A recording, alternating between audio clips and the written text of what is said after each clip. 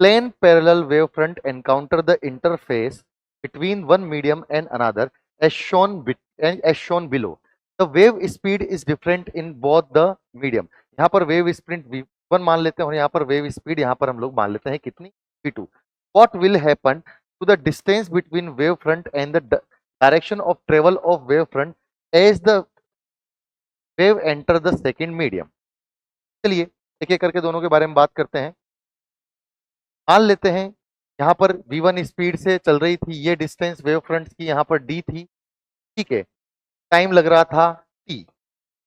यहाँ पर अगर हम लोग बात करें तो जो लाइट दूसरे मीडियम में गई, बेसिकली फ्रीक्वेंसी तो हमारी सेम रहनी चाहिए. फ्रीक्वेंसी सेम रहेगी मतलब जो टाइम लगेगा वो यहाँ पर सेम होना चाहिए. अगर हमारा टाइम सेम है तो हम लोग जानते हैं कि d is equal to V into T. अगर t सेम है और एक मीडियम से दूसरे मीडियम में जाएंगे तो बेसिकली वेलोसिटी चेंज होगी. वेलोसिटी चेंज होगी तो बेसिकली ई भी चेंज होना चाहिए, मतलब वेव फ्रंट के बीच की दूरी यहां पर चेंज होनी चाहिए, पहली बात. दूसरी बात, अगर एक मीडियम से दूसरे मीडियम में जा रहे हैं तो ड्यू टू रिफ्रैक्शन की डायरेक्शन भी चेंज होनी चाहिए, मतलब डायरेक्शन भी चेंज होना चाहिए और डिस्टेंस भी चेंज होनी चाहिए. तो अगर ऑप्शन देखें the distance between wave front remains unchange, नहीं गलत बात है. The distance between wave front and the direction of wave front remains unchange, गलत बात है.